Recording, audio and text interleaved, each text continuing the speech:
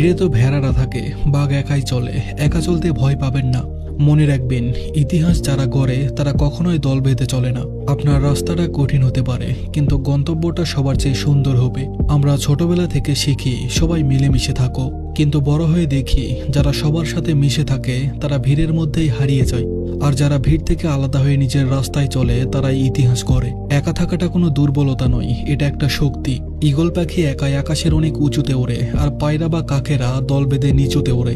আপনি যদি জীবনে সত্যি বড় কিছু করতে চান, তবে আপনাকে একা চলার অভ্যাস করতে হবে। কারণ সফলতার চূড়াটা খুব সরু, সেখানে সবার জায়গা হয় না। সবাই আপনাকে বুঝবে না, আর আপনার বোঝানোর দরকারও নেই।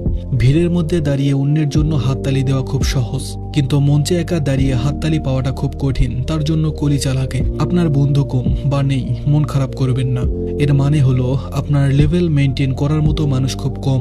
দলে থাকলে অন্যের মতের সাথে সমঝোতা করতে হয়, ওরা কি ভাববে এই ভয়ে নিজের স্বপ্নগুলো মারতে হয়। কিন্তু একা থাকলে আপনি স্বাধীন। আপনি যখন খুশি দৌড়াতে পারেন, যখন খুশি থামতে পারেন। আপনার রিমোট কন্ট্রোলটা আপনার হাতেই থাকে। যে একাই সব সামলাই, তাকে কেউ ভয় দেখাতে পারে না।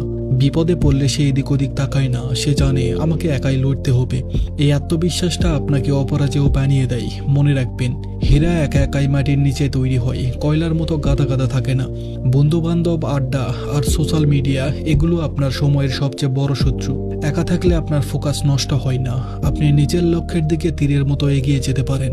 ভিড় আপনাকে শুধু শব্দ দিবে, আর একাকিত্ব আপনাকে বুদ্ধি দিবে। তাই একা খেতে, একা ঘুরতে বা একা থাকতে লজ্জা পাবেন না। নিজেকে সময় দিন। ভিড় থেকে সরে এসে দেখুন, পৃথিবীটা আপনার জন্য অপেক্ষা করছে। বাঘের মতো গর্জন করতে হলে জঙ্গলে একাই রাজত্ব করতে হয়। ধন্যবাদ সবাইকে।